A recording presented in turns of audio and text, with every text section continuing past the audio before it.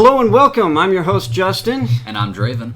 And you've tuned in to the GreyVillain podcast, where we destroy everything because we're benevolent titans. Poor lighting, a gloomy background, and a lot of rain won't stop us from heeding the call of an alpha. There aren't enough sedatives to keep this podcast from emerging out of its cocoon. Draven, what are we reviewing today? So today we're reviewing Godzilla, the King of Monsters, and oh man. Oh man. Oh man. Well, is it better than the first one? I mean, let's jump right in here, because this is a sequel to a previous movie, Godzilla from 2014. And yeah, that movie had plenty of problems with it. First of all, not enough Godzilla. Right. Yeah. But did this one fix those problems? At the beginning here? Yeah, it definitely fixed problems. We had plenty of Godzilla, but also plenty of bullshit humans that we did not need in our Godzilla movie. Lots of human interaction and drama that was absolutely not asked for. Yeah. Family, always about family. We got to put family in these things. Of course, because it needs to be relatable. Because we can't just watch two monsters beat the ever-living crap out of each other for an hour and a half. When mom and dad don't get along, and little kid stuck in the middle again. Oh, yes, and let's not exclude the dead sibling, because he is always there. No matter what they say, remember, this is for Andrew. Because that is the pinnacle of the movie, is remember Andrew, our dead son. This is what Andrew would have wanted. Oh my god, they just beat you over the head with the symbolism right off the bat with that. That said, I do like the intro, where you don't realize you're watching a Godzilla movie, because they're just in a house. Well, actually, a little before that, they pick up right at the end of the first Godzilla movie in San Francisco, where true. They are... Yeah, where they are, in fact, watching Godzilla beat the shit out of stuff. Yeah. Screaming for Andrew in a war zone. Andrew! Yeah. Can you hear me, kid? No, yeah, Andrew's gone. Yeah, he's dead. Let's go take care of the other one, I guess. So Dad starts drinking. He goes, and Mom and Dad split up. It's too bad. Oh, yeah, too bad. So sad. Tragedy. It's always about tragedy. So we open at a facility. We open. 11 is cooking breakfast. 11 always cooking that bacon, apparently. Yeah, and so Millie Bobby Brown, 11 from Stranger Things, she's in this as the child, or as the daughter, and she really, she cooks breakfast poorly. That's really about all she does. Who else is in this? Kyle Chandler playing Dad, Mark Russell, Vera Farmiga playing Dr. Emma Russell, that's Mom. We got... Godzilla staple Ken Watanabe as Dr. Ishiro Serizawa. Z Zhang, she plays two characters. She plays her twin, is what she's doing. Yeah, she's got, she comes from a long line of twins because they're a long line of monarch folks. Yeah. Scientists. Yeah, a bunch of scientists from the same family running the same organization and wearing the same exact outfits, apparently, because both of her characters seem to wear the same exact outfit at all times. I didn't even realize there were two different characters. No, I didn't either. One of them was watching Mothra show up the second... They just cut to her. Yeah. She's standing outside with Mothra, and, that's like the only scene that we see of her. I don't really understand why we needed two, but sure, whatever. And we couldn't just have another double agent? No. We got Bradley Whitford, who's been in a lot of things. He's cool, old guy, hippie, not hippie, but hipster doctor. Can we talk about him for a moment, just because his character is interesting? Uh-huh. But he tries way too hard to hit all of the demographics that this movie is going for. The guy that he reminded me of the most was the guy from New Girl, who was also in Tom Cruise Mummy. Oh my God. The sidekick guy that turns into a zombie. He was also in Jurassic World. He's that guy. He's perpetually that guy. But that guy plays that role really well. He fits the right age. instead, Bradley Whitford's the oldest guy in the movie, and he's like trying to be the youngest one. Yeah, he's the oldest dude in the movie with the youngest conspiracy theories, and oh my god, you could smell the anti-vaxxer through the screen, and that is terrifying, because he's talking about wormholes into the center of the Earth, because Hollow Earth theory is a thing now. Yeah, sure, guys, because science. Oh, man. I mean, I thought the Earth was flat, but, apparently that's last year. It's flat with holes. It's Swiss cheese now. Oh, yeah, our Earth is Swiss cheese. Awesome. I approve, yes. We got Sally Hawkins, who plays Dr. Vivian Graham for like 20 minutes, and then she dies. Yeah, and then she gets, shot. Yeah. Eco-terrorist Alan Jonah, played by Tywin Lannister, Charles Dance. He's so weak in this movie. He's just like the weakest character. He's supposed to be this badass guy, and he gets talked down to, by a fucking 12-year-old. Yeah. So 11 flips him off and talks shit at him and stuff. And he's just sitting there all calmly like, okay, we can negotiate this like adults. No, you're an eco-terrorist. Shoot her in the fucking face already. Come on, dude. You shot another dude in the face right at the beginning. You shot all of these people. Yeah. Yet you won't shoot the 12-year-old girl who just gave you the finger because she doesn't like you. That seems like a pretty big issue. Yeah. That said, I can almost understand why. They're trying to set him up to be an even bigger douchebag in the next movie. Mm-hmm. And I'm really hoping he gives us a bigger douchebag next movie. I really hope. Yeah. So high hopes for Tywin Lannister actually reprising his role in being actually the evil douchebag guy. Thomas Middleditch from that commercial, from the phone commercial. He's weirdo guy. There's so many scientists in this damn movie. There's like all of these guys could have been handled with like 2 people, but no, they had to put in also 20. Didn't need 2 of every single character on both sides. I feel like that would have given it much more of a mirrored vibe, and I don't like that. Mm-hmm. But that said, there are way too many goddamn, like, I don't have an issue with extras, but when almost every single scientist in the movie has a name and a speaking role, you're doing something wrong. Absolutely. Yeah. Well, not only do the scientists have speaking roles, but the soldiers have speaking roles too, because you have Aisha Hines, Colonel Foster, who does like everything. Who literally carries the first half of the movie on her back and then almost dies to just the most stupid stuff ever. She falls over a railing. And almost dies because of that after having a show off with the big bad guy of the movie. I don't know if you could hear the air quotes there. Jesus Christ. Let's So the other issue with the army people in this movie is they give way too much of a shit about these 2 scientists. Are you kidding me? Yeah. Survival instinct would have said, no, fuck these people, we're out of here. Yeah, well, I mean, God, they can't kill... part of the problem is they can't kill any of these soldiers. So many people die when Rodan shows up, and actually tons of soldiers die all over the place. But these soldiers, they have so much plot armor because they have speaking roles that they make it all the way through the movie, and they're supposed to be disposable soldiers, guys. What are you doing?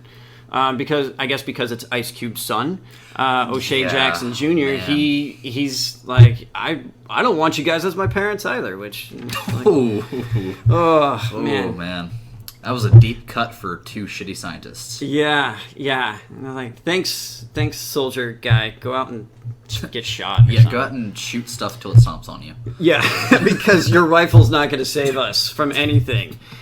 So the movie starts at in San Francisco, right at the end of Godzilla 2014, where San Francisco's getting absolutely decimated, and then we see our principal protagonists, Mom and Dad and 11, and they're looking for Andrew. Andrew's dead.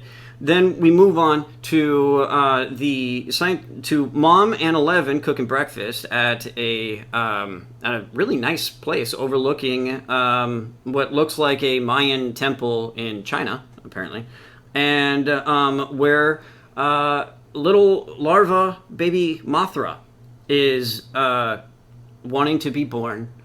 Yeah, just the circle of life, my man. Springing out upon the world, and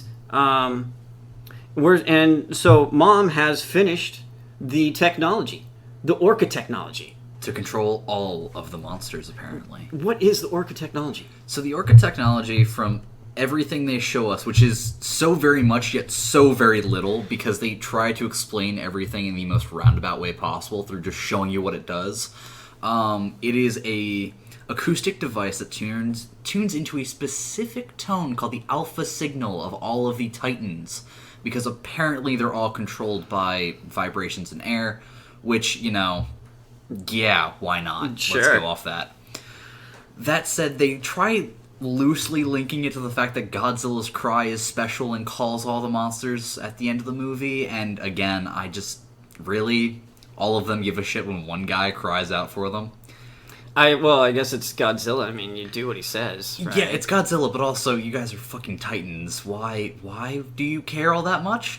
How do you get over, there's no land bridges anymore. Yeah. How do you get from Europe or Africa to North America? And we only see, half of, there's, 4 flyers in the entire movie? Rodan and Ghidorah. And well, Mothra. Ghidorah doesn't care. And Mothra. And, I don't know how the other ones, Yeah, and then there's the giant rock monster, who apparently, by the way, we see him surface in Germany, I think. And he somehow crosses the giant ocean just to come to America to go, "Hi, Godzilla." At the end. let me bow down. Let me bow down to Godzilla after fucking traveling through the ocean. Yeah, the rock monster was that the mammoth, or was that a different one that we never really saw? That was the one that came out of the mountains. You literally just see a clip of him on a screen in one of the Monarch facilities. But it has no name. It has no name. Just like the mammoth or the other 3 that... Well, that said, there is the old one, the other Titan from the previous Godzilla movie with the Muto. weird... It's like a mantis-looking thing, Yeah, right? with the weird lightning eye that nobody ever understood. Makes him Yeah. look like he's anime posing all the time. Yeah, him. But we had... That was a male and a female version. Yeah. Male version could fly. Female version was just big. Yeah, and it's just... Man... For all the issues it has, though, there were a lot of monster fights. It was great for the monster fights, yeah. I mean, it would have been nice for them to have actually made the Orca technology before, a little bit before, 2 seconds before Mothra shows up. Yeah. Because Mom comes up with the Orca technology right before Mothra comes out, and then she's fiddling with it while Mothra is killing everybody because... Oh no! Stand down! You're scaring it! Yeah, Jesus. Hey. This thing is apparently scared by guns that it doesn't understand. Hey, why am I posted here with this gun if I'm here with a gun? And frightening the thing. I'm pretty frightened too. Why can I be posted somewhere else? I would like a different posting. The bulletproof glass behind me, please. Yeah. Please. And why don't we have, if you're working on this Orca technology, why is it that you had to run out into the cave where Mothra is being born to use it? Shouldn't you have, I don't know, hooked it up to some speakers or something so you could be in a more secure place instead of risking your life to maybe not have this work? Let's talk about that real quick, because 11 does that exact same thing at the end of the movie, but for some godforsaken reason, they're like, no, let's not put in a few Bluetooth speakers inside this place to project the sound in case something happens. No, we're just gonna leave this till last minute until you just finish it, and then we'll try to see if it works by risking our most valuable scientist's life. Yeah, that is the crux of this. Is she doesn't get killed by Mothra. Yeah, which, because Mothra is really nice, and apparently she's the queen of... The queen of monsters. Monsters, yeah. How does that one work? Yeah, that is a weird relationship, but, man. So, and then, we also have a super awesome, fun Senate hearing. Oh, yeah. God, I love Senate hearings so much. Man, don't you just tune in every single time they're on TV, man? Yes, C-SPAN all day, every day. When was the last time you saw a Senate hearing that was really fun in a movie? I don't know, man. The last Godzilla movie had a pretty good hearing in the middle of it, but this one takes the cake, though, because there's a guy trying to lose his job, basically. Yeah. Watch this montage of how Muto's made. Yeah, because that's important, and you guys obviously just lost all of your government funding. Yeah, well, they didn't have any government funding. I mean, I'm trying... Where did Monarch, the organization that is monitoring all of the big titans around the world, has said to the government, the government's like, hey, how many are these things? Where are they? How many do we got? And they're like, we'll tell you later. We can't tell you here. There are too many cameras and eyewitnesses. Yeah. So there's 17 of these things around the world. No one knows 18. about them. 18. Sorry. Yeah, that's right. So, keep that one off the books. Let's keep... what was it called? Monster Zero? Monster Zero. That they never bring up for some god-awful reason. Who knows why that one's kept off the books? I mean, how do you know which one's going to go crazy? Which one's the other alpha and which one isn't? Why? The foreshadowing on that was great. Yeah. So, Monarch, big organization. We don't know. They have a bunch of fighter jets and they have troops and things, but they got a big flying wing that just works with Osprey drop bay thing that I have who knows. And so these guys they're like, oh, please don't regulate us, government. And it's like that's what governments do. Yeah, but they're obviously they're all over the world. I mean, no any government can do something, but no government does anything. I guess we're waiting for the UN to step up. Yeah, and the UN doesn't exist for some... Like, we don't see a single UN meeting during any of the destruction, which, by the way, anybody who's seen a real-life disaster knows the first thing that happens is the UN gathers around. Even though they're completely impotent, but, you know... But, you know... The thing about the flying wing that I hate is they try playing it off like it works so well. Yeah. They do a giant bank at the end of the movie, and I'm just like, oh, how many people just died because of that banking move you just did? The thing like hovers in air and it has capabilities that it should not have. It works off of alpha technology using sonar to bounce off the ground and make it levitate. Yeah, haven't you seen? Didn't you see Banshee from X-Men? I mean, just scream at the ground, you'll fly. Try it at home, kids. Please don't. For God's sakes, do not try that at home. So, the Monarch has billions of dollars of bases. I don't even know really what the bases are all about. Just monitoring all these critters, all the Titans. But they got no weapons. They only invented the Orca technology 2 seconds ago. And so what exactly are they all... What are they trying to do exactly? They kind of allude to the fact that they're trying to study and coexist with these Titans, but as we see with Mothra coming out in like the first 30 minutes of the movie is they don't fucking want to deal with us. They very apparently don't like us off the bat, yet we keep trying to be nice. But you want to keep them as pets, right? Yeah, no, they want to keep us as pets. Oh, geez. Because that is a selling point to sell to a bunch of generals and the Senate. Yeah. Is we're going to be its pets. Yeah, it's going to be great. They're going to feed us and water us and hopefully we don't fucking die when they step on us. I'm going to shit all over the place, but I got to pick it up. Jesus, it's going to be awesome. So after we get... Well, so then Mothra gets out, escapes... And because, I mean, it's not like you could really talk to, put a leash on it. And, what the frick are you going to do to Mothra? I don't know. Gives you no fucks. And so then we hear about them, they went to Antarctica. Well, what's in Antarctica? Apparently there is a giant monster called Monster Zero there. It's top secret. They didn't even bring it up to the Senate. Can you imagine that, guys? Big secret. Hush. And so then, the eco-terrorist, Tywin Lannister, he shows up and murders everybody. Yeah, very efficiently, too. I'd like to point out that they definitely subscribe to the double tap method, as you see with them walking down the hallway, just continuously firing. It was great. It was awesome. But, so, they just run around, murder everybody, and then the good guys show up. With Dad in tow. Dad's there. Mom and 11 are there at the Antarctica base with Tywin Lannister, and let's make sure to point out there was an obvious wardrobe change between their transfer here, where she got an evil haircut. They don't. like, she had it side swoop one way during the first set of scenes, and then the next set of scenes, it's side swoop slightly to the other way, and her eyeshadow is darker. And that's supposed to signal her fall to villainhood. Well, you can't give her a goatee. No, you can't. Have to I give her a wish new they had, hairstyle. actually. That would have been adorable. Just a little baby goatee. It would have been a little more obvious. Like, I think this is a heel turn.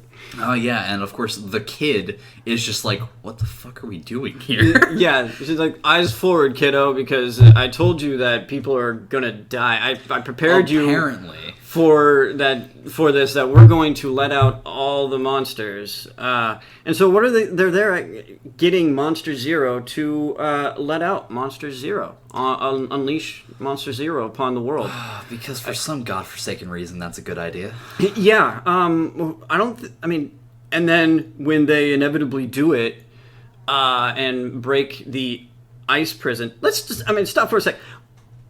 Ice prison. How the hell did Ghidorah get stuck in a big block of ice? Or Monster Zero? My headcanon right now, and I'm gonna get real quiet here because it's nice and hush hush. My headcanon right now is that during the Great Freeze of our world, Ghidorah had for some godforsaken reason crash landed on one of our poles and just decided, you know what? Fuck that! I'm gonna burrow here and chill for a long ass time. Yeah. And just sat there.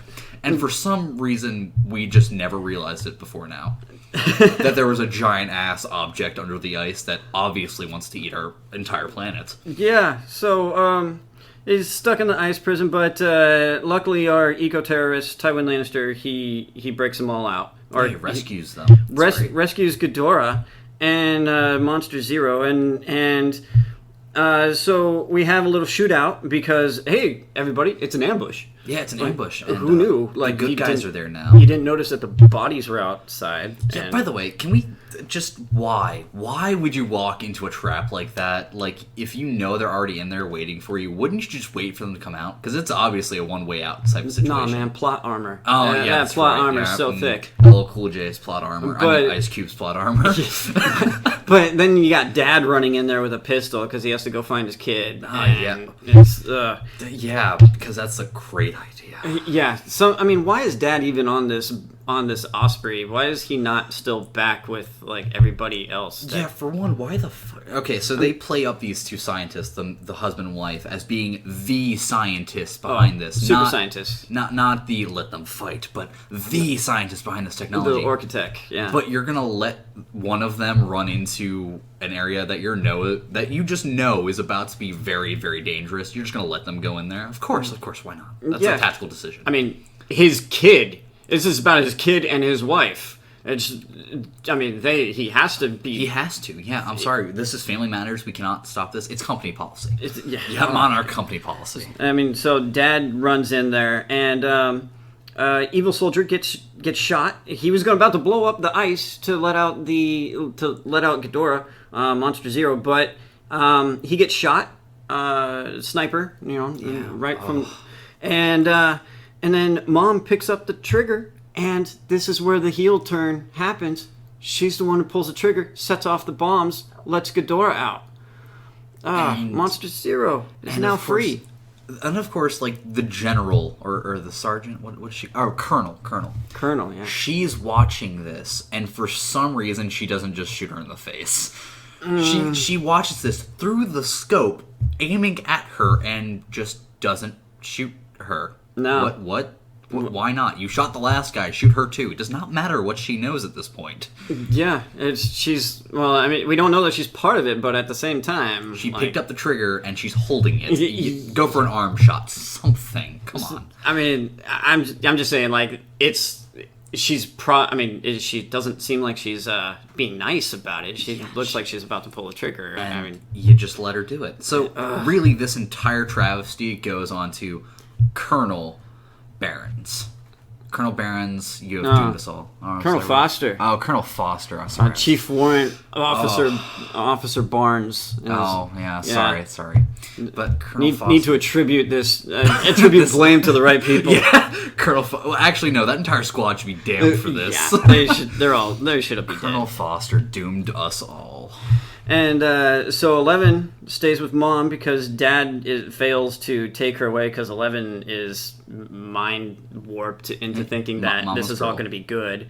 And then so Monster Zero busts out of the ice. Everyone's running away because the facility's breaking apart. You know, it's because falling in and it's dying. Again, why would you build a facility so close with all the stuff around it? I mean, you just spent billions of dollars on this facility, and one Titan breaks out. It's all gone.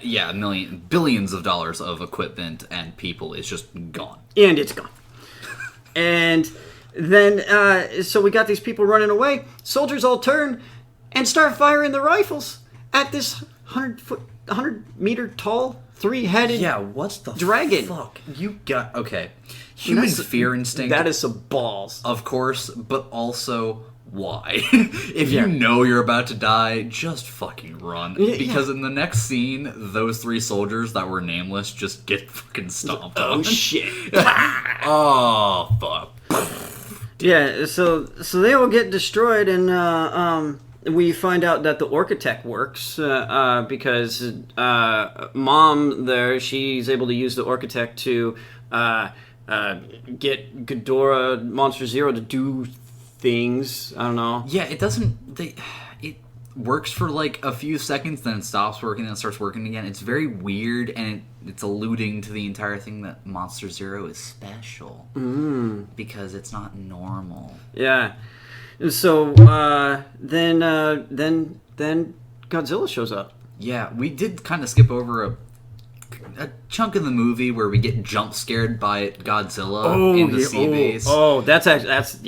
We should go back. Okay, so we're gonna take a small step back to when we first meet our favorite wacky scientist, Mr. Stanton, Dr. Stanton, and his weird wormhole through the Earth story. So, we take our ride in the Osprey down to an oil platform, down a tube into the ground, but not really, because surrounding them is obviously rock for part of it, and then it's an observation deck. So what the hell did you guys just go through that had rock in it? Why couldn't you have landed on the surface and taken an elevator down? Why does it have to be this weird? Osprey go down there. I mean, that wall is really close. That wall is really close, and also trying to fly anything with propellers in an enclosed space just doesn't end well for anybody. Yeah, I don't think people really quite understand, like, Ospreys really aren't all that reliable. They're not all that good at their jobs either. No, they look cool, they're versatile, but... Yeah, you don't want to use them here. But they do for some god-awful reason. Yeah, love them.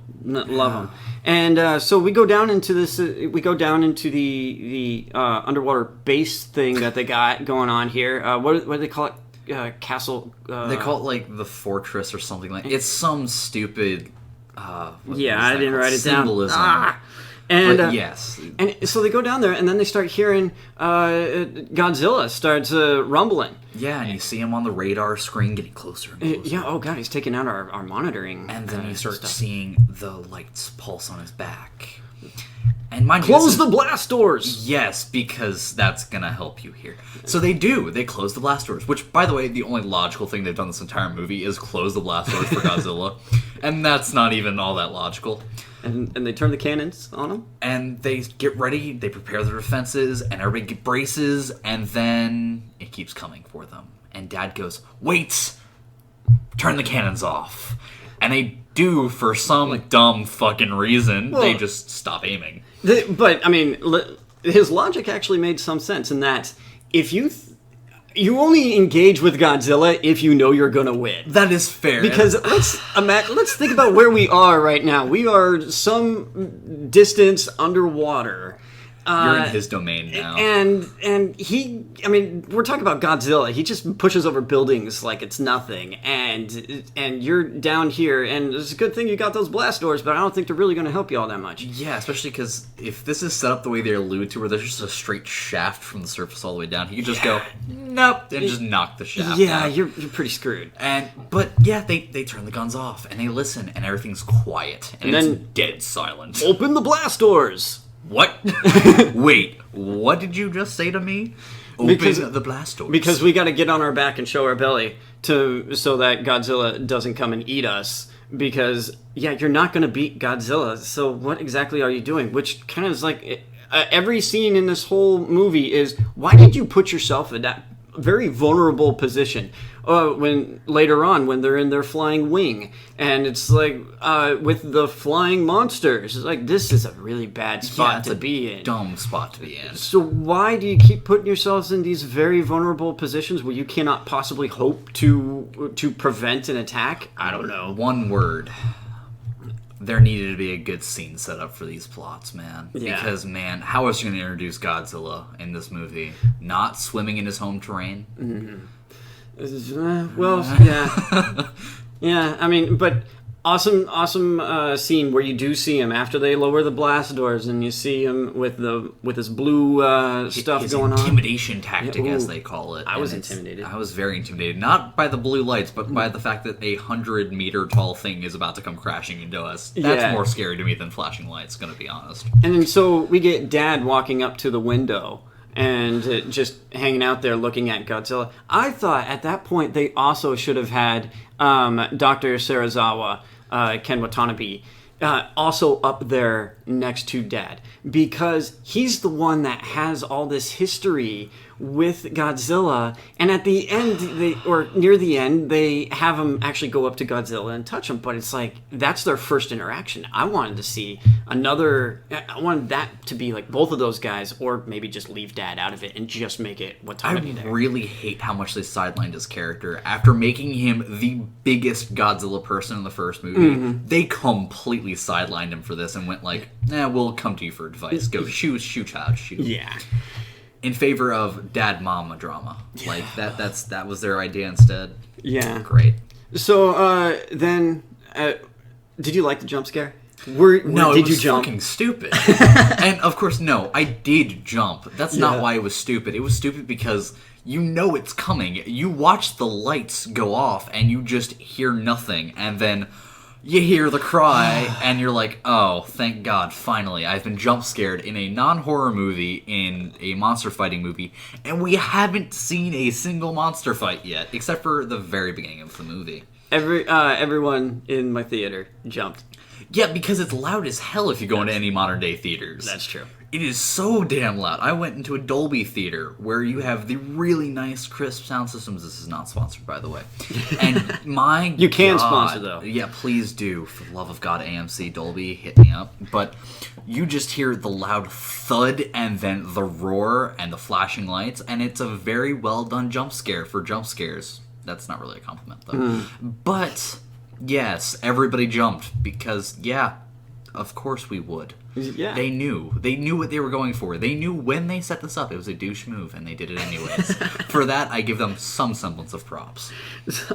So then Godzilla says, "Oh, you guys are sufficiently cowed." So then he takes off, and then we have to go down to the ice prison down in Antarctica, where we find Monster Zero. Monster Zero breaks out. And then Godzilla shows up there, and we have our first real good fight between two real good Titans. Monsters. Yeah. Let's take the one. alphas. Oh yes, the King and the Usurper, apparently. Ooh, I like that. Because that's apparently the entire setup for this movie. But you're watching Godzilla slowly walk to this, and it's like a 5-minute scene of them like looking at Ghidorah and then going Godzilla, and then looking at Ghidorah and then Godzilla and then Ghidorah, and it's like, okay, this is enough foreplay, let's get to the punching each other and roaring in each other's faces, please. And it finally gets there, and I loved it so much. It was such a good fight. It was. I wish they hadn't kept going to the macros, like just the really close-ups of the people. Yeah. I didn't want that. I didn't like that. Well, they have to do that. They have this whole documentary feel about all these movies now, where you have to be like down with the people, and then quick snap zoom to stuff, and they do it again and again, and they've been doing it for quite a while now. You know, the only movie that ever really did it good. Cloverfield. It's because you basically never see the movie. I love the Cloverfield. monster. I love Cloverfield for no reason. And no good reason. It's such a bad good movie. But that said, we're going to have to bring that up in the next episode. But Godzilla and Ghidorah are just going at it, and the roars are coming, and you're seeing the lightning breath for the first time, which the effects were wonderfully done for this movie. Yes, I have no nitpicks about the effects except for one.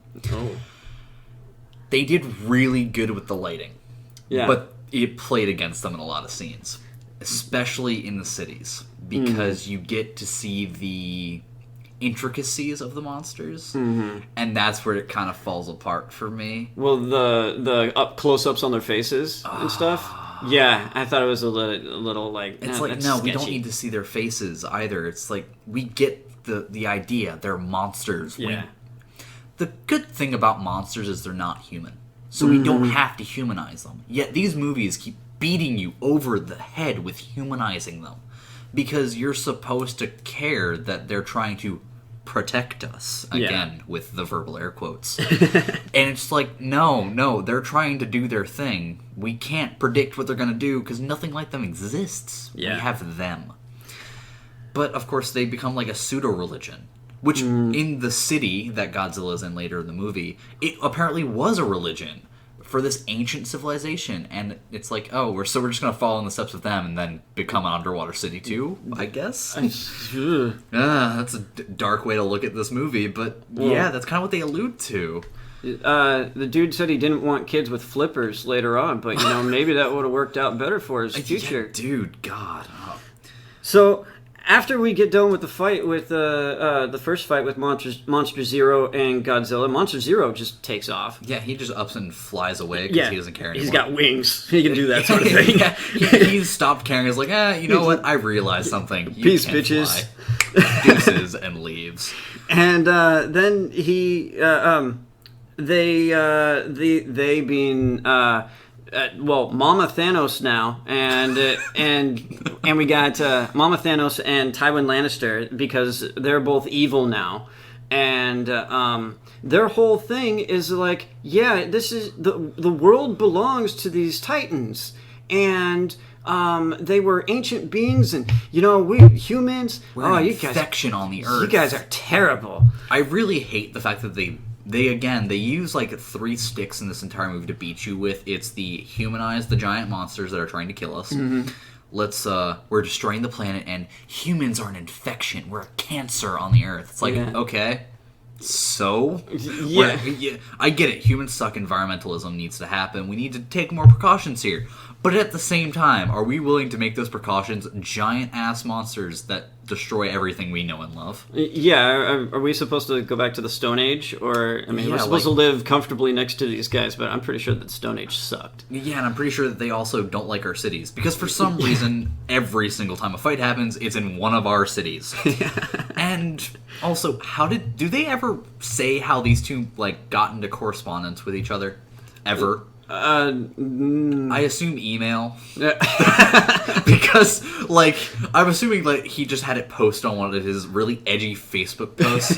Just email me this if you wish to talk. And she's like, you know what? I'm gonna do this on my government email, on my government laptop, in my government base, on my government Wi-Fi. Yeah, but, it's not, none of that gets monitored, apparently. Yeah. No, it's, I route it. Through all the shit. Yeah, Comcast knows when I'm torrenting a 5-second clip of a dude laughing. Yeah, it's great. It's amazing. So anyway, we go on to Mexico now, and we get one of the coolest reveals I've seen in a long time. We get Rodan the Fire Demon, a big-ass pterodactyl. Yeah, a big pterodactyl of flame, smoke, and death. I love it. Released from the containment facility in a mountainside. That is also a volcano. Which, of course, it's awesome. It just comes out, and just kills, that entire city's fucked. Yeah, and everyone's running, and of course, our soldiers are on the ground. Ice Cube's kid is down there saving other people. Evacuating people in a situation with where... an osprey. Yeah, by the way, we only see 3 ospreys that entire time. You're telling me that entire town fit into 3 ospreys? Are you serious? The only ones left fit into 3 ospreys. Yeah. Yeah, we're just gonna assume the rest just got nuked out of nowhere. Yeah, I mean, really, where does everyone get evacuated to in all this movie? It's like, well, we need to evacuate the people to where? They evacuate like 3 major cities this entire movie, don't they? But everywhere's getting destroyed, and yeah, it's like, there's nowhere safe. Where? You go to Antarctica? Because apparently that's the only place that doesn't have these things now, because Monster Zero took off. And we also see on one of the... I can't remember the exact scene. I saw this much longer ago than my buddy here has, and you see on like a facility computer screen with a bunch of screens, a bunch of different monsters being released during like one of the climaxes of like the mid-climax of the movie. What the hell happened to the rest of the world? Because like 15 different ones got released throughout the world on top of the ones that we've already seen. Yeah. How much chaos has just been ensued on our world? How much relief do we have? None. Everything's... Where are we gonna go? Africa? Everything's fucked. They're stealing it from 2012. Africa is the heart of the world. Because bless the rain's done in Africa.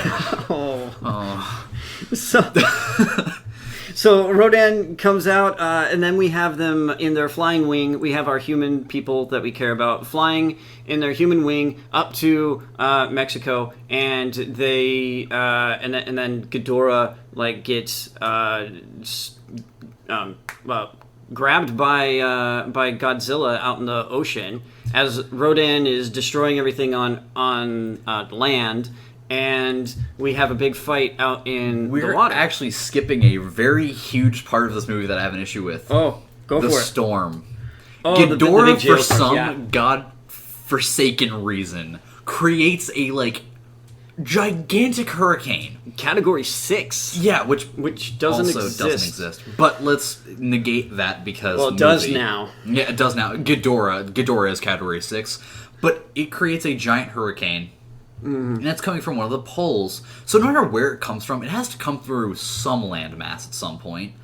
So it's gonna hurt something with this. And it's just making a casual hurricane, which, don't get me started on the physics behind that, but casual hurricane throughout the world to end up at one spot to fight with another monster that for some reason Monster Zero knows exists. And Godzilla is also tracking him somehow. Because Godzilla does in fact come up out of nowhere. But Godzilla's got GPS, man. Yeah, got GPS located right on his butt. But we also have, like, the Flying Wing comes in to see Rodan, because that's where all the humans evacuate to, is to the Flying Wing, which, again, how big is this thing? Huge. And Rodan starts chasing the Flying Wing, because, oh, look at this, a big, juicy target. Yeah. And it chases it into the Category 6 hurricane, and for some reason... The writers of this didn't go, we probably should just change how this happens. But no, they had to fly into the Category 6 hurricane, not dying somehow. Yeah. Fly through it, get a headshot on Ghidorah, just like straight at him and miss barely. And then they're out of it, and then the Category 6 hurricane for some reason stops. Like, on a dime, just stops. Rodan and Ghidorah fight. Like, very briefly, mind you, they have, like, a small scuffle, and then Rodan fucks off. Yeah, because Rodan's like, no, man, I don't care this much. Yeah. And then Godzilla comes out of nowhere and out of just the ocean. RKOs. Because for some reason, Ghidorah is, like, 2 feet off the surface of the ocean. Yeah, I don't know why he's that low. You can fly, dude. Get altitude. Fly. And how the hell is Godzilla standing on the oceen? Can we talk about how he's Jesusing on the ocean for most of this movie? Because that's what kaijus do, man. They just Jesus. San Francisco Bay is like 10 feet deep. Oh, yeah, man, totally. And so, yeah, I don't know. They always do this. And it's so dumb every time. Like, okay. It is. From Pacific Rim, yeah, they do it all the time. About that. I know, and it's one of my biggest gripes about that movie. And it's just like, and now they do it again. Next time on the GreyVillain podcast. But yeah, so they fight in the middle of this ocean, and finally, for God's sakes, the U.S. military goes, we're going to launch the weapon. A nuke, sir, that'll just power him up. No. The oxygen-destroying weapon. Boom! Why the fuck do we have an oxygen-destroying missile? We have this extra weapon. We only got one, though. We only have one. and we're going to use it on the two kaiju. Meanwhile, Mr. Let Them Fight is going, no, we cannot destroy the kaiju. We must have them have us as their pets. And they shoot a fucking missile at Godzilla and Ghidorah. You gotta get 2 miles away. Otherwise, it's gonna kill everything. It's gonna suck up all the oxygen. It's just gonna blow it all up or something. And which, again, I can see the logic. I'm going to use air quotes again. The logic behind this, but at the same time, why? Why not just evacuate some more? Because you guys are so damn good at that, apparently. Just leave the area and then nuke it. But for some reason, they're like, no, we're going to do this while you're still danger close and there's a major city less than 2 miles away. We're just going to nuke it. It's fine. Not nuke, air nuke it. It's fine. And then everybody's just like, no, this is completely reasonable. We're just going to air nuke it. It's fine. Every chain of command goes, you know what? Yeah, we're air nuking it. And they air nuke the two kaijus. And Godzilla dies. Womp womp. But he did rip off one of Ghidorah's heads. Oh yes, he did totally rip off and then deep throat one of Ghidorah's heads, because that is you get like a 30-second clip of him just nomming on this man's head, and it's amazing. It's great. He rips it off, and then he was probably going to win that fight too. He had the upper hand. Kicking his ass. He had the dragon in the water in his domain. Pretty much waterboarding it. And and he was just going to town, and then of course, I mean, humans. Now we join the fight. Yeah, because fuck us, right? we just joined the fight in all kinds of ways, and fucked ourselves. And then we killed the one thing, and that's the one thing about this movie that I really like is Mr. Serizawa is actually right that we should have never nuked Godzilla, because you know what? Had we never hit him with the air nuke, everything would have been fine. He's the benevolent one. Except for Godzilla now existing, as well as 16 other kaiju that are destroying major cities all over the world, and for some reason, Mothra's still in a waterfall. Halfway through the movie, Mothra is still cocooned again in a waterfall, just chilling the hell out. Man, gotta get the temp right. Oven's not ready. Gotta make sure it hits 350 on the inside. Yep. And that is like a a low in this movie. That has been a lot of high impact, high pace in between monologues. And then you get this nice lull where you just see all the characters go, we killed him. Because no shit, you just air nuked your only monster that you thought was even close to good. And for some reason they have an EKG heart monitor thing. Jeez, they're just listening. Don't get me fucking started on that. They have an EKG in their flying wing just going, oh yeah, no, he's breathing. He's breathing. Yeah? Fucking how do you know that? And during all of Godzilla dying and the montage of, no, Ghidorah fucks off somewhere and regrows. Oh, he fucks off to the mountain. Yeah. And regrows his head. And he looks awesome on the mountain with all the lightning, the yellow lightning coming up, and the lava. Rodan comes back and curls up at his side and bows. He bows down because he's a bitch. And then you see him rip the scab off his freshly destroyed neck. And grow the third head. And his head just kind of just kind of limp dicks out and then regains consciousness. And forevermore throughout the movie, he's the special one. I want to point this out. Forevermore, the leftmost head is just drooping all the time and kind of licks everything. Yeah. You know how that head is the one that got torn off, and jumping ahead to the post-credit scene, that's the one that is still around. That is still around for some reason. And they just, let's ignore the fact that somehow a human, the only human we've seen in this city since it got air nuked, pulls in a kaiju head into a building, closes it off, and then goes, oh, this eco-terrorist wants to buy from me? Fuck yeah. Yeah. But yes, we're skipping ahead a little bit. So, going back to our fight with Rodan and stuff, we got the Osprey is trying, with our intrepid soldiers, trying to make it back to our flying wing, and they're like, oh no, the hangar door won't open. And so Dad, in his brilliance, he drops one of the Ospreys in the hangar through the door to open up the doors. Because hitting things is the best way to fix them. Welcome to America, folks.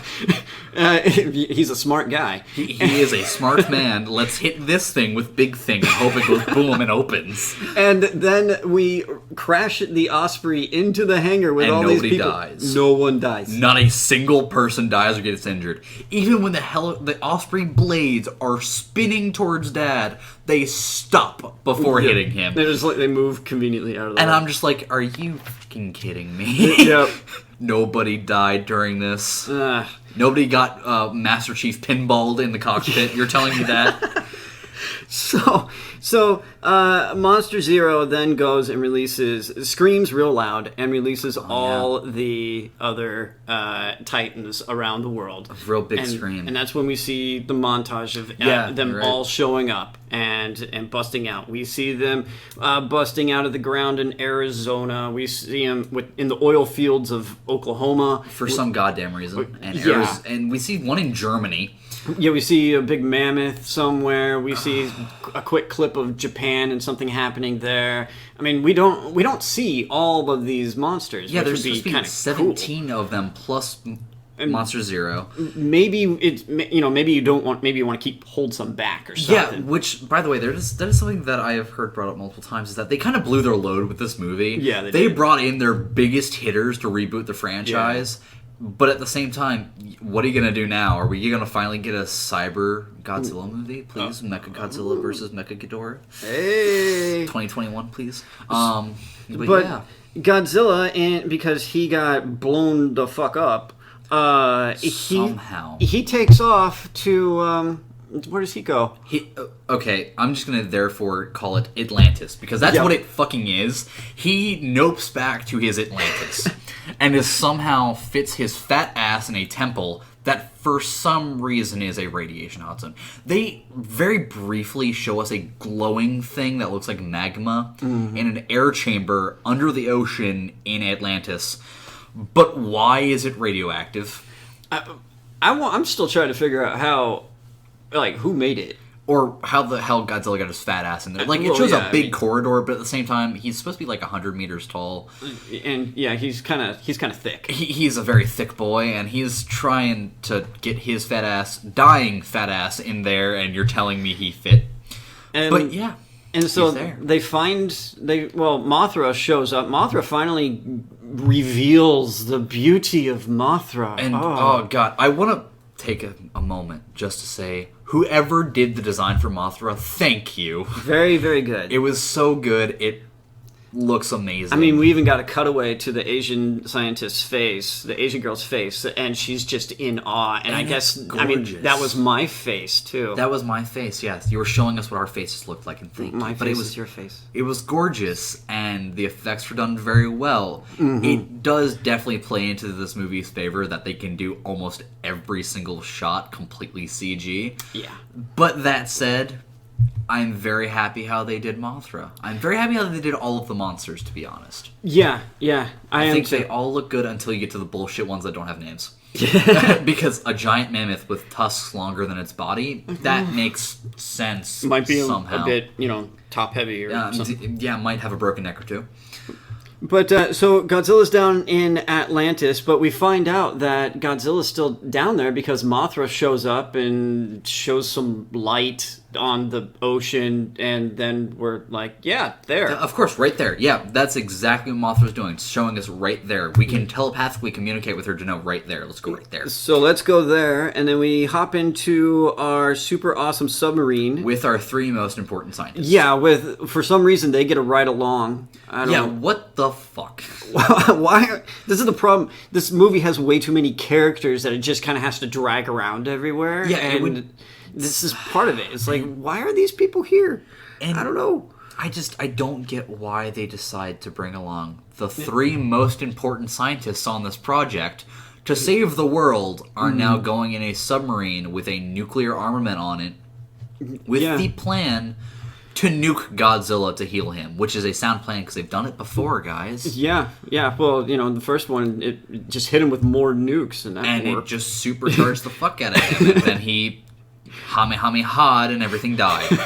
So we get down there and we find out that we have to hand deliver the nuke because we end up going into the Hollow Earth. Oh my god! Hollow Earth! The Hollow Earth vortex. I told you guys, it's Hollow Earth. And somehow nobody dies. Let's point out, nobody dies, and it looks like only one person gets injured, and it's because he hit his head a little too hard. Oh, concussions.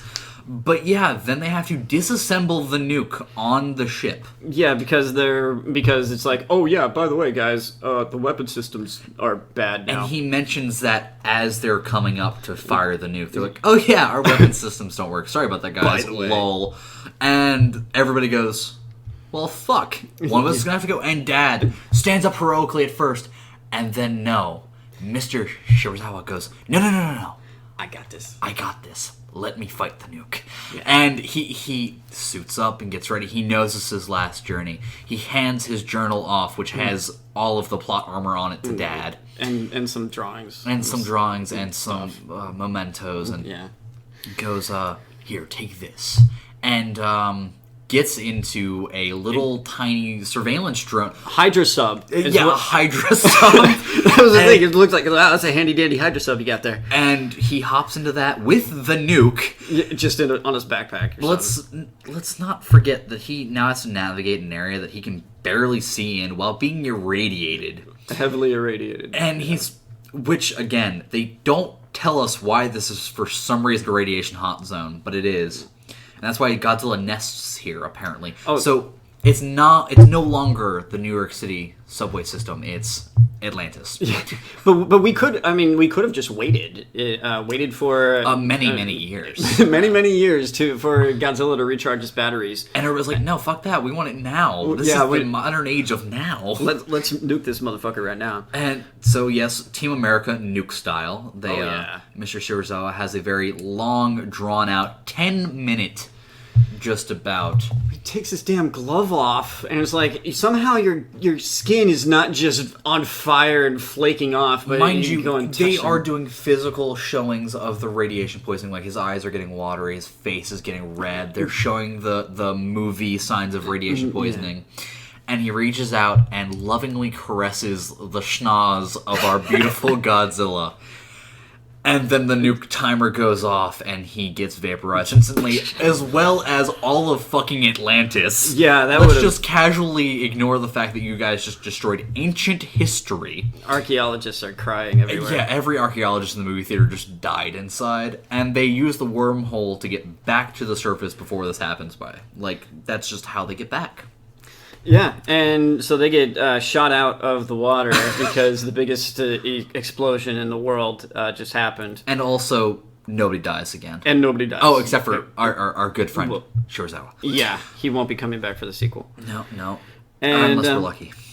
And so 11 is having a fit with her mom now because she finally caught on to what's happening. In a bunker in the middle of fucking San Francisco, I think it was. Boston. Oh, it's Boston, yeah. And she's like, wait, you're killing everybody. And she's like, well, Mom's like, well, the plan didn't quite go according to how I thought it would. Yeah, now she's having second thoughts after releasing fucking everybody. She's like, upon second thought, maybe this isn't working quite as well as we had planned because you're like, you're going to release them one at a time and they would be controlled or something. It's like, yeah, controlled demolition of the world, thanks. That's better. Yeah, see, the way controlled demolition works in real life is you go for weak points and slow, one after another blow them up so that it falls down controlled. Yeah. What you were doing there was going, I'm just going to kneecap the entire world. Fuck them.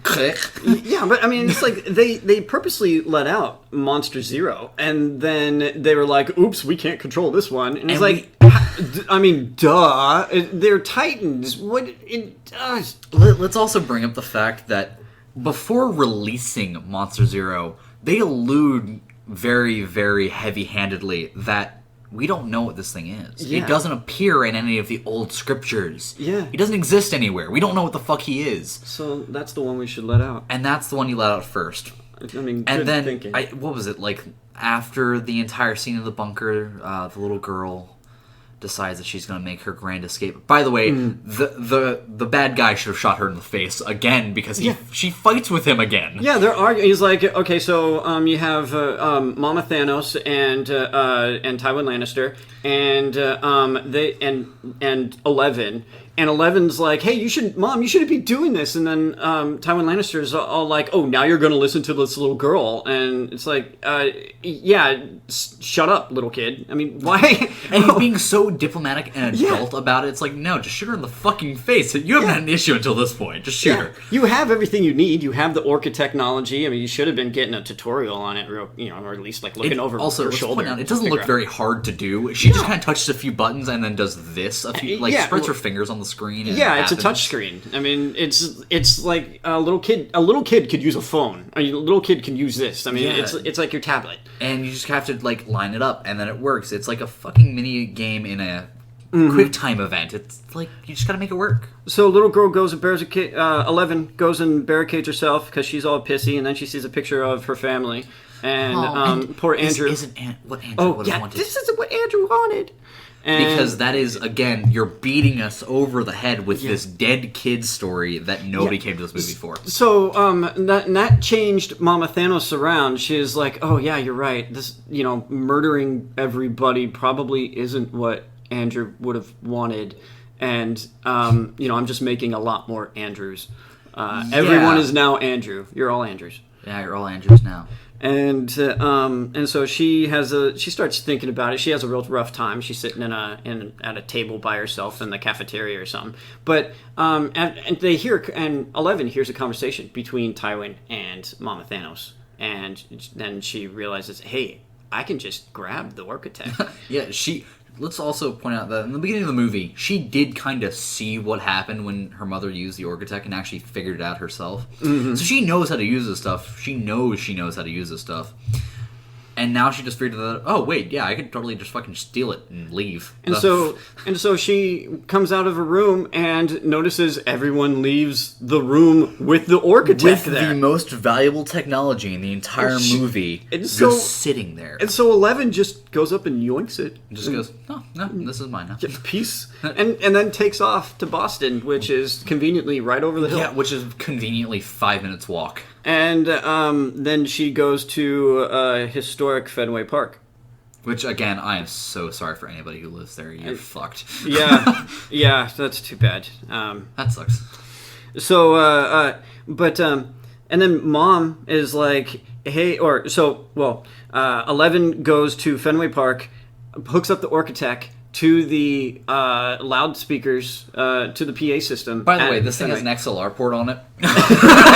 Let's point this out for a second. It has an XLR port just on the side of it. I'm sure it just has a converter or something. She's got everything. It has to hook up 5 converters and then try to plug it in again and twist around. Also, all this whole time, the news reports are still going on the screens about how all of these people are dying, so that we can get updates on the rest of the world of what's happening. So we can, see all of the exposition that we need. Yeah, and Monster Zero Ghidorah is hanging out in Washington D.C. at this point, and we're like, well, how do we get her up to Boston? And so we put the 11. Blasts the alpha sound over the PA system, and then really pisses Ghidorah off. Apparently, Ghidorah is like, oh yeah, all kinds of mad, and comes up to Boston and just wrecks Fenway Park. Let's also take a moment to go, no, that doesn't fucking work. She's producing sounds with a PA system through that park. I mean, she turned it up to 11. Oh, right? Yeah, she did crank it to 11, but Washington, D.C. is a very long drive. Why the fuck did that work?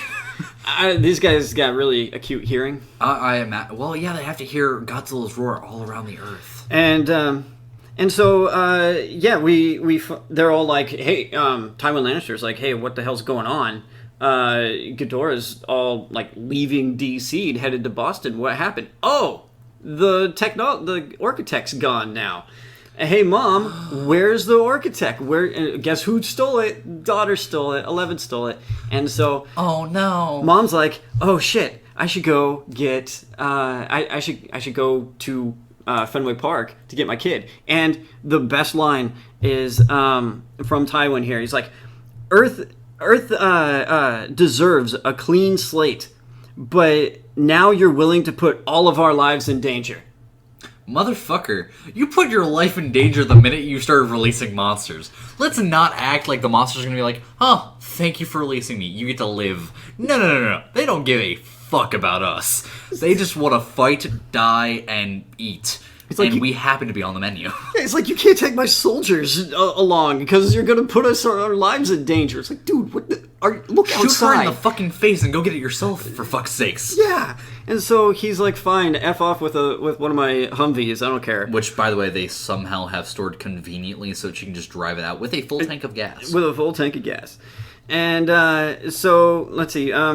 Then Godzilla heroically shows up at the same time to save 11, who Ghidorah is after the Orchitect box, and she runs away, keeping this thing this whole time, but she runs away, and she's out on the field, and then she, like, throws it away, and Ghidorah just steps on it. Bam! But, I mean, I guess cell phone technology got real good because that only broke it for a short time. Otterbox, man. Yeah. Not sponsored. Please sponsor us. Yeah, he steps the fuck out of that thing, crushes it, and then Godzilla comes in and starts fighting him. And yeah, like 20 minutes later, it's fixed by him. They do some battlefield medic on this thing in the fucking rain. Mom and Dad show up at the stadium looking for 11 there at the stadium because they're like, oh, that's who did it. I don't know how Dad knew that 11 was there at the stadium. I don't know how he knew that it was her that stole the Orchitect, but GPS planted in the butt.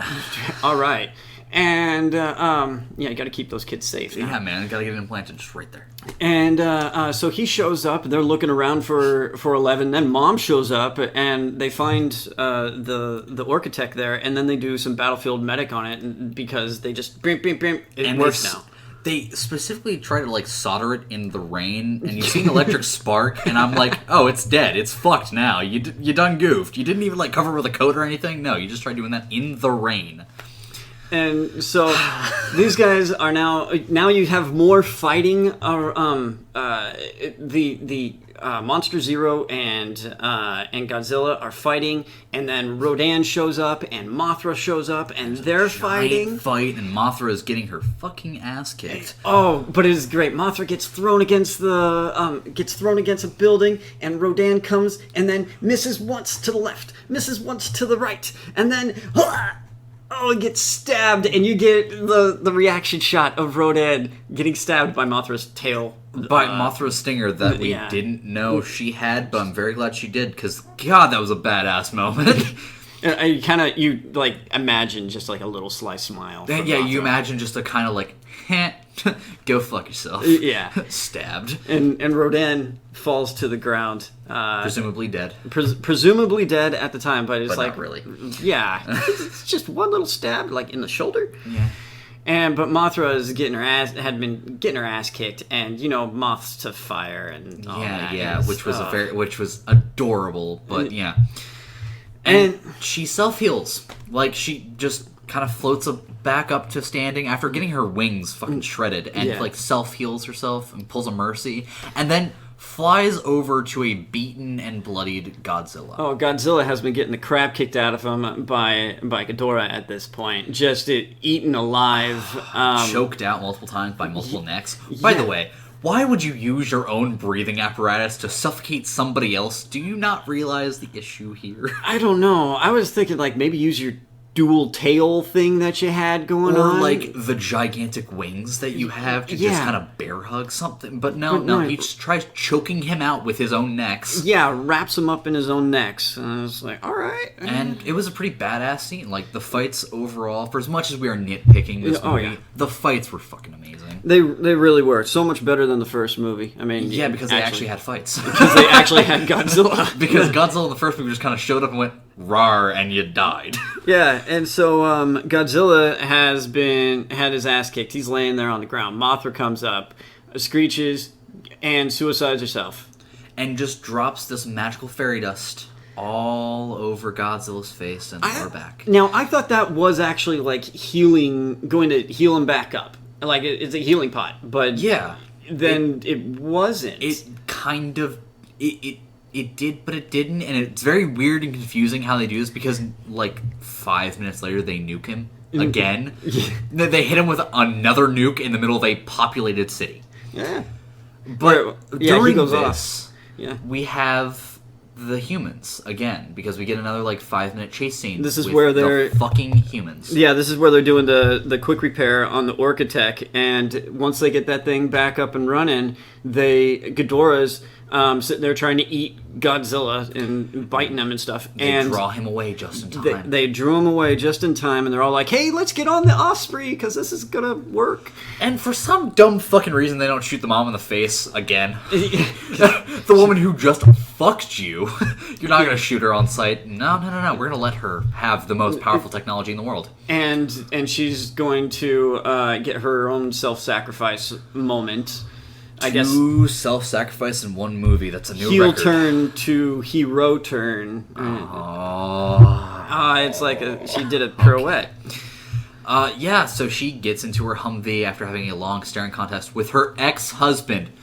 Let's please, for the love of God, point out these 2 are exes, and she took the kid. Like, you're telling me he doesn't hold a single bit of spite for his, like, okay, you know what, fuck you, I have the kid. And just let her go. By the way, they found 11 in an old house of theirs. Yeah, so they go to their old house in Boston, she had hightailed it from Fenway Park all the way to the suburbs. And her house is unlocked with their pictures still up, even though none of them have lived there for like a year, apparently. It would be super dusty. And she just kind of walks in and goes, okay, this is my house. Yeah. Leans against the door and starts crying because she's a kid about to die. Yeah. And the house is destroyed when the parents get there. But she was hiding in a fucking bathtub. Hell yeah. Because, what was this, a steel bathtub? No, it was porcelain. Somehow it still was up. I don't know. One of those old porcelain bathtubs, and stuff never breaks, man. And by the way, it's in the rubble of the house. It's still upright, and a wall is laying over the top of it. But she's safe inside. Not even a scratch. No, she's unconscious for some reason. Yeah, she passed out, and she's still in there. And her dad pulls her out. And the soldiers are still talking shit after screaming Madison. Yeah, and. Oh yeah, they were like saying, "Oh, where did she go? Where did she go?" And that was where Ice Cube's kid goes like, "Yeah, I wouldn't want you as my parents either." And they're like, oh, "Fuck you." they both collectively have a "fuck you" moment with Ice Cube's son, and then fuck off to go find their daughter. And they're like, "Oh no, she's gonna be at home," because that made sense. Because again, let's not skip over. For some reason, their home is within 5 minutes running distance for a child from Fenway. Yeah, she's got good stamina. Good stamina and really, really rich parents, apparently. Yeah, well, Jesus, scientists. Oh, yeah, scientists. They make a lot of money. Private sector, that's right. Yep. And so they find 11 there at the house, and then Mom takes the Orcatech and hops in the Humvee, and because she wants to draw Ghidorah off from from 11 and her husband. And her buddy Godzilla. And her buddy Godzilla, who, she's been, I don't know. Buddy with for some goddamn reason. And she figured out, like, oh, he's actually the guy that's going to save us or something. Let's also... There is a point in this movie that kills me. Like, right after the repairing it in the rain scene, it immediately goes to, oh, during this giant monster fight, all of the debris isn't on the road I'm trying to use. Are you fucking kidding me? Her road is almost completely clear of debris, and she just drives. I mean, the whole city is destroyed, but you got clear roads, it's fine. But this one road, it has no traffic in it. There's nobody left here. Nope. Because they evacuated another major city. With a bunch of ospreys. To the Flying Wing, apparently. Run away somewhere. We don't know where. Yeah, just and run somewhere. Yep, she drives off and has her self-sacrifice moment. And she drives off and long live the king. Oh my fucking god. That line had me cracking up laughing in the middle of the movie theater. Meanwhile, my fiance to my left and this random dude to my right just stare at me like I just disgraced their mother, because that was the funniest thing to happen in the entire movie. It's a terrible line. Long live the king. Are you shitting me? And so Godzilla gets back up, and he's now like about to go thermonuclear. Yeah, and he's hitting that point. And so then he gets Ghidorah, who was chasing after Mama Thanos. Mama Thanos is now, I assume she died. Yeah, so I'm just gonna... We didn't see her death. We're just gonna take this as he looked at her and went, amana, yeah. and then ran away. I'm assuming the dopey head just kind of licked her a few times and she died. I really want that to be like a deleted scene of just the dopey head leaning down and just going, and then she just dies. And so then we got, Godzilla comes up and blasts a couple like AOE's of radiation at Ghidorah and just wipes them out. Fucking fries everything, by the way. Like, the entire cityscape is destroyed. If you ever want to live there again, you're fucked. Everything's melting because he's got so much radiation pouring off of him. And so he does a couple AoEs, and then Eleven and Dad are a little ways away on an Osprey. Not fucking far enough to survive this. Not nearly far enough. Not nearly far enough to survive radiation in open air, but sure, let's go with that. But Godzilla then goes and blows up, and then we're like, oh, wow, did he actually do it? But then out of the rubble, what do you see first? Ghidorah's head come up. But, oh god, no, it's being eaten by Godzilla. Because it's a fake out. And because of course it is. And he's just nomming on that nice spaghetti made of Ghidorah. Before he just blasts the shit out of the head. That was probably the coolest thing to happen in the entire movie, is just... yeah. And he just, talk about wasting your food. Yeah. And then he kind of has a little burp at the end. It looked like he's just like, gotta digest this. Yeah, damn. That alien dragon does not settle well. Which, by the way, they mentioned like halfway through the movie that Monster Zero is an alien. Yeah. What the fuck? How did you know that? You just assumed... So after getting hit by the oxygen bomb, yeah, it's like, the oxygen bomb didn't work. Why is that? Oh, it must be an alien dragon. And they do have a brief, like, not a monologue, like a montage of them going through all this research. Like, I think it was one of the Asian scientists. Dr. Chen or Dr. Ling, whichever one. Which one's which? I can't tell Which one of them just goes through and finds one single wives' tale of this thing existing and goes, he came down crashing like a meteor. He's not from here. And it's like, okay... Why does this matter now? Yeah. And so it's alien dragon, and also why did the alien dragon show up, and how did this all work when no one really knows? Nobody knows, nobody cares. It's a giant fucking monster fight. So we get to then all the other monsters that were around come up. They all bow down to Godzilla. Even the one from fucking Germany and Switzerland. They somehow come over there and just do a nice little curtsy. Yeah. At the end. Even Rodan, he comes up and he's like, "I'm sorry, dude. Sorry, dude. Fuck. Fuck, man. I'll go back to being your bitch. I'm sorry." Yeah. And then credits. And then credits. And then we get an end credit scene. Where actually, it shows, I'm going to interrupt you there, and I apologize. Because we do get a few things that I really liked. We get an alluding snippet to the next movie, which I'm pretty sure is already confirmed to be Godzilla versus King Kong.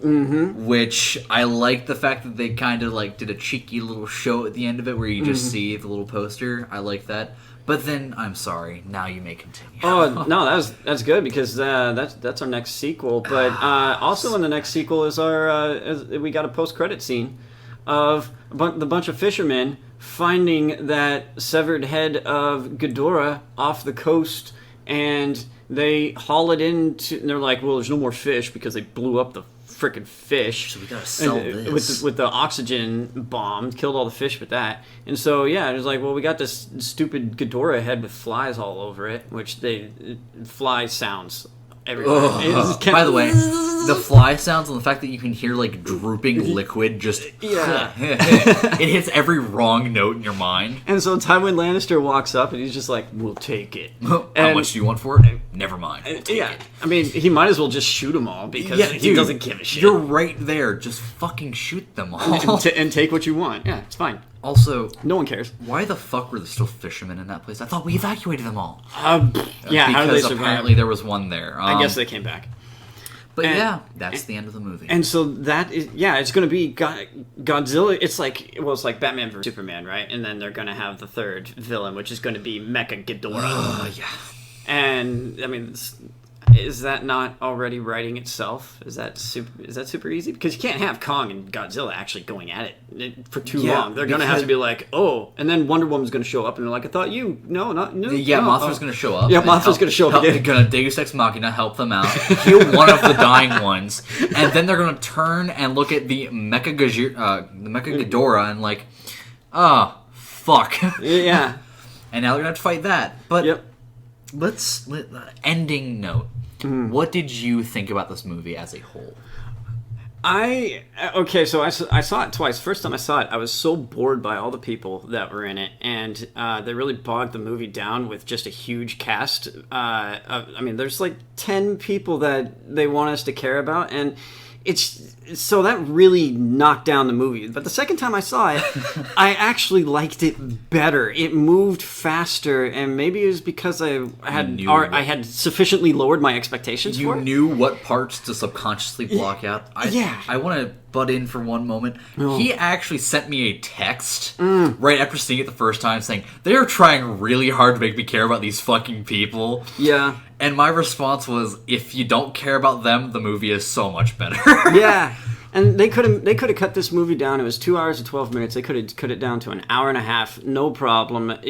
Consolidate like half the people. The soldiers don't need lines. I don't know why they even were there. You don't need 50 million scientists. You need a couple. You don't really need the family drama thing. You could just have evil scientist hooks up with a eco-terrorist and just do that. You don't need 11 in there, and they could have made this a much better movie if they just cut out about 45 minutes of crap. Yeah. It's like a movie that recently came out, John Wick. Real light on plot, lots of action. Why is it that this movie has to bog us down with so much exposition and stuff? It's a monster movie, guys. Make it about the monsters. And that's something that they did take. They took considerable criticism the first movie, Godzilla 2014. They fixed it, but then they kept all the other stuff that you didn't need. And so my overall rating on a scale of 1 to 10, I'd give it like a 5. It was not great. I mean, some parts of it were really fantastic. The monsters were great. The fights were really great, but it just got too bogged down in too much crap. And otherwise, it would get a better rating out of me. But what's your conclusion? This movie to me was really, really upsetting. And that said, I still love the movie. I actually consider going and watching it again. I'm probably going to buy it on DVD and make it one of the movies I watch like once a year, just to remind myself how much I hated that movie. But Godzilla, this movie did so much right and so much wrong. You're right, they added way too much people. They kept all of the bullshit that we hated from the last movie, but increased everything we liked about the last movie, which was the monsters. Yeah. The effects were great. The people sucked, the story sucked, and the dialogue sucked. So that's real bad start for this entire movie. I'd still overall, with all the bullshit, rate it like a 6 or 7. Because because I really wanted to see monsters beat the shit out of each other, if I just block out the people, it is so much better of a movie, and it's so good, and it's so much fun. Yeah. But that said, from a logical standpoint of why they had to kind of bog it down, movie studios are trying really hard to stay relevant. And I think they were way too concerned that their sales wouldn't be good enough if they had just had two monsters punching the shit out of each other. And decided that we're going to add a family aspect to it so this can become a family movie to watch with your kids. Yeah, no, don't make this a family movie. Don't try again. make this a punching the shit out of each other movie, please. Do what John Wick does right. Coming next time on GreyVillain Podcast. Yeah, that's my closing. 7 or an 8. Or 6 or 7, my bad. 6 or a 7, all right. So we'll round that off at like a 6. we'll take the middle and a 6. Oh, yeah, man. that's the middle now. So... Later.